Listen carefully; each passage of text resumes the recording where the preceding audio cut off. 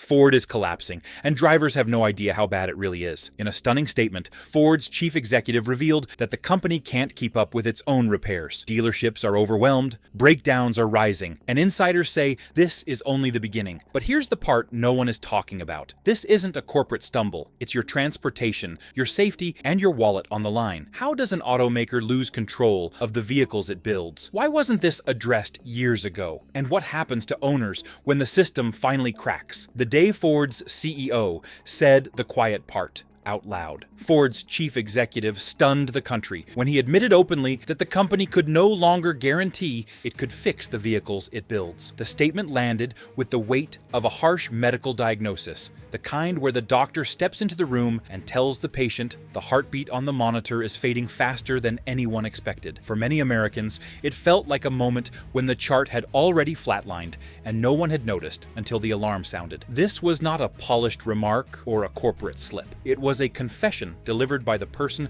trusted to stabilize the patient. The shock spread instantly. People heard the words and paused, unsure whether they had misunderstood. They replayed clips, read transcripts, and realized the meaning was exactly as blunt as it sounded. If the company could not assure repair, what did that imply about the decisions families make every day? The admission pierced routine life, reaching drivers who assumed the brand beneath them was steady and dependable. Ford's chief executive did not offer comfort or conditions. He spoke as someone acknowledging a failing system that required more than optimism to correct. For everyday consumers, the moment changed how they viewed not only the company, but the security they expect from long-standing institutions. And as the shock settled, another emotion began pushing forward: the collapse of confidence on Main Street. Disbelief moved across Main Street, with the slow spread of fractures running through an old foundation, each line revealing structural weakness that had been invisible until the chief executive's admission forced people to look more closely. Families who once saw the company as part of their household identity now felt the ground beneath them shift. The announcement unsettled them in ways they could not immediately articulate. It was as though a trusted wall had begun to crumble, shedding dust that hinted at deeper decay. In living rooms across the country, buyers reconsidered plans they had made months earlier. The logic that once shaped their choices suddenly felt unstable. They wondered whether committing to a new vehicle was still a practical step or a risky leap into uncertainty. The calculations that used to feel routine now carried tension. Even long-time owners spoke quietly among themselves, questioning assumptions they had held for years. The disbelief did not erupt into panic, yet it created a widening hesitation. People felt suspended between loyalty and caution, unsure which direction to follow. The company's reputation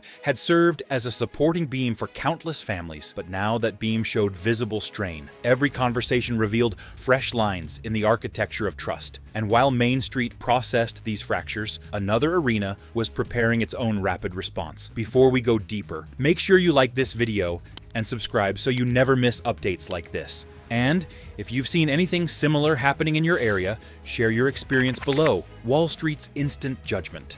On Wall Street, the reaction arrived with the force of a sudden storm, the kind that sweeps across calm air and turns the sky an unexpected shade of gray. Investors are accustomed to monitoring patterns, but the chief executive's admission broke through their forecasts like a pressure drop warning of a fast-moving front. Anxiety moved across trading desks as analysts tried to assess what the revelation meant for long-term stability. The markets dislike ambiguity, and this moment offered nothing but. In offices filled with charts and forecasts, people recalculated assumptions they had held for years. A statement that might once have been dismissed as exaggeration instead felt like a signal that deeper turbulence was forming. Valuations fluctuate every day, yet the tone of the announcement carried a weight that unsettled even seasoned observers. They recognized the signs of instability gathering momentum. As the conversation spread, concerns multiplied. Analysts debated how the admission might influence future strategy, investor confidence, and corporate credibility. None could offer a clear projection. The environment felt increasingly like a shifting weather system, unpredictable and charged with uncertainty. What had been stable ground only a short time earlier now felt exposed to sudden gusts capable of reshaping expectations overnight. And as financial circles braced for volatility, a different force began tightening its focus on the company's vulnerabilities. Regulators move in. Federal regulators responded with the precision of investigators arriving at a complex scene, aware that the first clues would shape everything that followed. The chief executive's admission was not treated as an isolated remark. Instead, it became a starting point for questions about oversight, internal procedures, and the company's ability to meet its obligations. Agencies tasked with protecting the public understood that early-stage intervention could prevent wider consequences. Their attention sharpened quickly. Requests for documentation began arriving with formal tone and strict deadlines. Regulators sought clarity on processes that rarely received public scrutiny. They were not hunting for dramatic revelations. They were constructing a clear record. The company now faced examinations designed to determine whether its internal controls were strong enough to support the claims it had made for years. Each request signaled that the inquiry was growing more structured, more deliberate, and more resistant to simple reassurance. Inside federal offices, analysts reviewed statements, traced potential inconsistencies, and mapped out areas requiring deeper inspection. Their work resembled a forensic approach, careful and methodical, leaving little room for ambiguity. They aimed to ensure that any risk to consumers was identified before it could expand. For the company, this marked a shift from public reaction to regulatory obligation. And as the investigation gathered momentum, the path forward narrowed, exposing how closely federal oversight would now shape the company's next steps. It signaled a moment when oversight moved from background formality to active force, reminding the industry that stability is never assumed and that accountability grows sharper when trust begins to erode. The service bay bottleneck. Dealership technicians describe their days as a relentless gridlock, a slow-moving traffic jam that never clears, even when the sun sets and the bays finally go dark. Every morning begins with a queue of vehicles that stretches far beyond what the remaining staff can manage. The shortage of skilled hands feels like a permanent roadblock, leaving those who stay to navigate an environment that is congested from the first key turn to the final shutdown. The work itself has not changed, but the volume pressing against the shrinking workforce has transformed routine tasks into long, winding detours. The frustration these technicians feel grows with every hour that passes. They want to move faster, help more drivers, and keep the daily flow from collapsing. Yet, each repair becomes another car stuck in a logjam of unfinished work. Customers circle back with hopeful questions, unaware of how deeply gridlocked the system has become. For the technicians, the pace is not slow because they choose it. It is slow because the road ahead is blocked everywhere they look. Despite their determination, the bottleneck widens and morale sinks. The jam shows no sign of breaking, and as the service bays groaned under this pressure, another part of the company faced a gravitational pull of a different kind, the warranty black hole.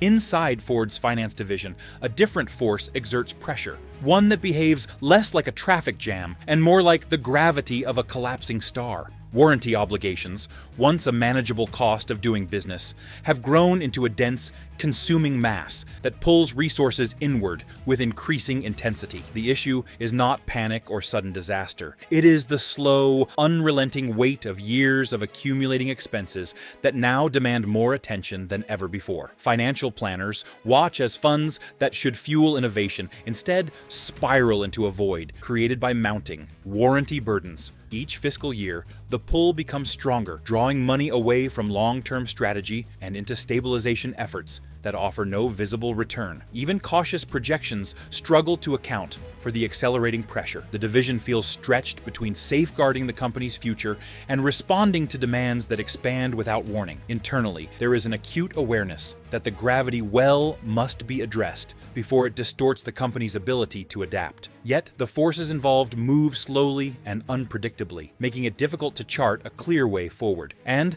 as the finance team wrestled with this escalating weight, another group within the company experienced pressure of an entirely different temperature.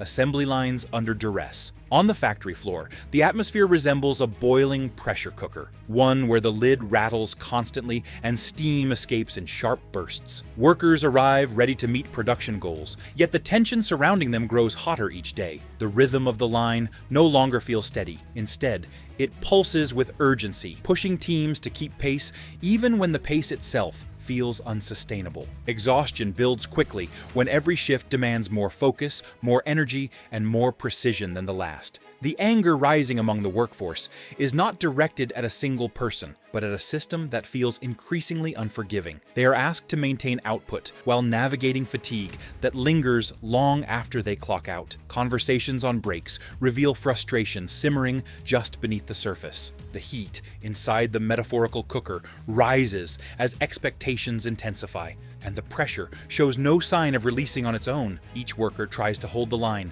but the strain becomes personal. Maintaining quality under such conditions feels like holding a pot steady while flames grow higher beneath it. And as the atmosphere inside the factories swelled with heat, another part of the company's ecosystem showed signs of cracking in a far different way: the supply chain fracture points. Beyond the factory walls, the supplier network faced challenges that resembled a chain of dominoes set too close together. A single wobble from one supplier sent vibrations through the entire sequence, revealing how delicate the balance had become. Part inconsistencies that once appeared minor now carried consequences that spread through multiple stages of production. One delayed shipment could disrupt entire schedules, creating a cascade of adjustments that never fully caught up. Suppliers themselves felt unease as they tried to maintain stability under tightening timelines and shifting requirements. They worked to uphold standards, yet the environment grew less forgiving with each passing month. The pressure to deliver components flawlessly collided with the reality that even a small misalignment could push the next link in the chain off balance. That sense of vulnerability traveled across the network, creating an atmosphere where every decision mattered. Tracing these fracture points backward revealed a complex map of stresses that had been building quietly over time. The deeper the examination went, the clearer it became that the chain was not breaking in one place. It was weakening across multiple links simultaneously, each failure amplifying the next. And as these weaknesses surfaced, the full scale of the company's internal challenges came sharply into view. China surges ahead. On the global chessboard, the most decisive moves rarely arrive with fanfare. They unfold quietly, strategically, until suddenly one player realizes there are fewer safe squares left than expected. That is the position foreign automakers now find themselves in. As China advances with a speed and precision that signals more than competition, it signals checkmate in the making. China's automakers have spent years refining their strategy, strengthening every piece, and positioning themselves for a future that unfolds faster than Western companies anticipated. Their vehicles, technologies, and aggressive expansion plans reveal a coordinated game that stretches far beyond national borders. The alarm comes not from a single moment, but from the accumulation of small advantages China has secured. Their production methods have matured, their supply chains are stable, and their ability to bring new models to market outpaces traditional rivals. Foreign manufacturers watch as China builds influence in regions once dominated by established brands. Markets in Asia, Africa, and Europe show growing acceptance of Chinese vehicles, and each new foothold limits the moves available to companies trying to maintain relevance. As analysts examine these developments, they note a shift in momentum that favors China, not only now, but in the projections shaping the next decade. The board is tipping, the pieces are advancing, and the game's outcome grows increasingly clear. And as China tightens its positioning, another battlefield emerges where Ford struggles to keep pace: the EV arms race. Ford isn't winning. The transition to electric vehicles resembles a marathon more than a sprint, a long-distance race that demands endurance, resilience, and a relentless pace. Yet, while competitors maintain steady rhythm, Ford appears to be running with uneven strides. The urgency surrounding the electric race is unmistakable. Automakers worldwide are mapping out the next 5-year landscape, each striving to secure technological breakthroughs and production efficiency before the finish line moves even farther away. Analysts and engineers observe that Ford's steps feel uncoordinated, as though the company is running uphill while others glide across level ground. Every year brings new advancements from rivals who refine batteries, expand charging networks, and reduce costs. These achievements widen the gap Ford must close, and the pressure intensifies as global demand for electric vehicles accelerates. Engineers devoted to studying the future see the race stretching ahead with challenges that grow more demanding. They note that momentum, once lost, is difficult to regain, especially when competitors not only maintain speed but increase their pace. Market analysts warn that the marathon's path will only become more punishing over time. Those who fall behind now may never regain their footing, no matter how strong their legacy may be. As Ford grapples with this widening distance, another shift is unfolding among global buyers, one that adds a new layer of complexity to the company's struggle. If you want to stay ahead of everything unfolding in the auto industry, make sure you subscribe now. The next up in this story is already moving fast, and the details coming next will change how you see the road ahead. Consumer behavior shifts.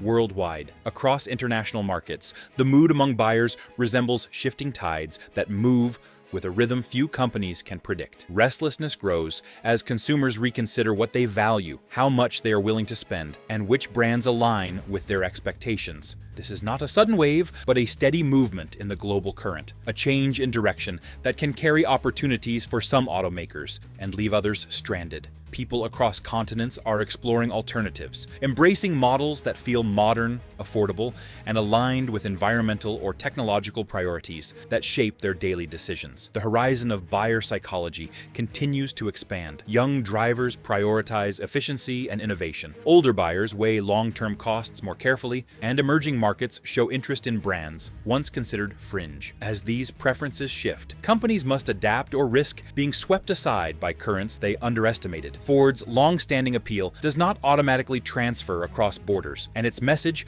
must compete in a world where familiarity is no longer enough to guarantee attention. International consumers are increasingly willing to move between brands without hesitation. Loyalty has weakened, replaced by a desire for products that match evolving lifestyles. This restlessness challenges automakers to rethink how they present themselves and how they build vehicles that resonate across regions. And as these global currents change direction, another consequence emerges.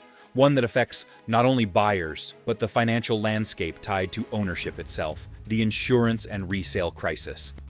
In the near term, a different kind of threat gathers momentum, one that behaves like an avalanche beginning high in the mountains, invisible at first, yet devastating once it gains speed. Insurers and the used car market observe patterns that signal rising risk, and their concerns reach far beyond brand perception. As repair uncertainties grow and long-term reliability becomes harder to guarantee, the economic pressure on vehicle owners intensifies. Policies begin to shift, premiums climb, and the value of certain models shows early signs of weakening. What begins as caution soon becomes a cascading effect felt across the entire ownership cycle. Owners who once believed their vehicles would hold steady value now face the possibility that depreciation will accelerate. Insurers, wary of unpredictable maintenance costs, calculate their exposure differently. These adjustments reverberate through the market, creating financial challenges that compound over time. For drivers living paycheck to paycheck,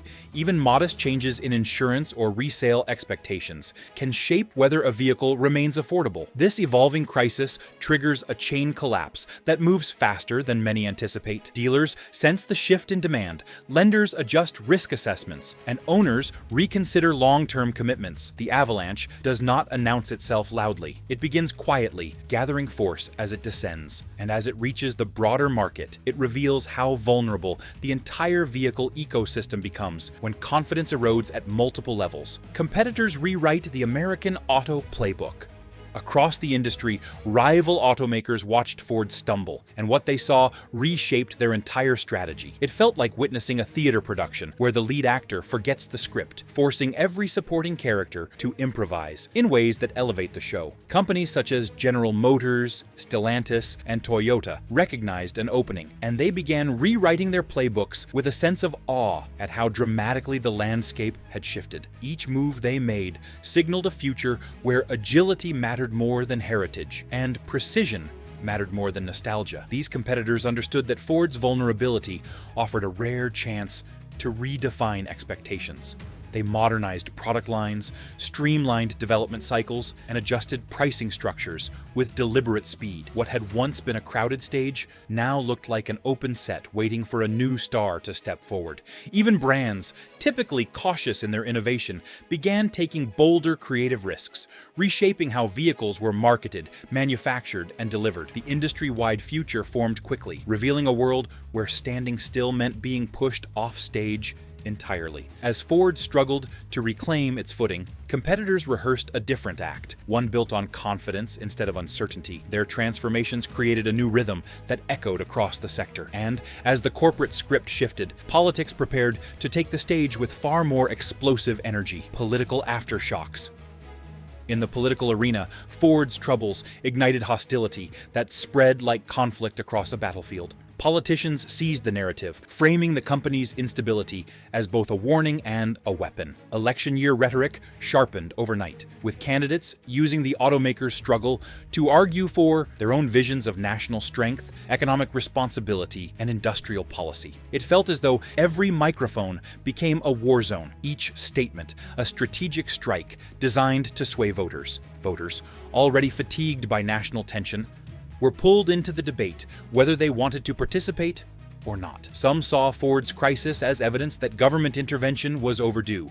Others claimed the company's challenges were the result of political pressure rather than mismanagement. Competing narratives collided in televised debates and town halls, creating an atmosphere charged with hostility and uncertainty. As the election cycle intensified, Ford became less a manufacturer and more a symbol of broader struggles. Political strategists treated the situation like a tactical campaign, examining every statistic and speech for leverage. The automaker's challenges influenced discussions on trade, domestic production, and the future of American industry. The company had become a flashpoint in a conflict far larger than itself, and while politicians battled over meaning, another movement began rising beneath the surface, preparing to reshape the national conversation in a different way. Labor movements seized the moment.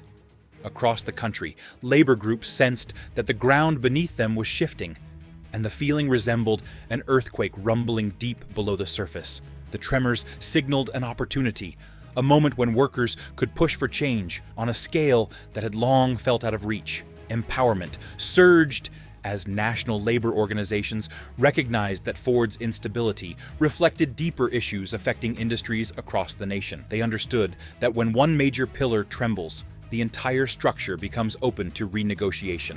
Workers from multiple sectors joined conversations about wage fairness, job security, and long-term stability. Their voices grew louder, echoing the belief that the old model could no longer sustain modern realities. Labor advocates mobilized campaigns, held public demonstrations, and coordinated messaging that positioned workers not as background participants, but as essential contributors to the nation's economic future. This awakening extended beyond factories or traditional manufacturing hubs. It spread to service industries, logistics networks, and technology workplaces, building momentum with each passing month. The shifting plates beneath the labor landscape suggested a long-term transformation, rather than a temporary reaction. And as these movements gained strength, they added yet another layer to the changing identity of American industry. But as the country braced for renewed worker power, a far more existential question emerged about what kind of automotive future would remain once the dust settled.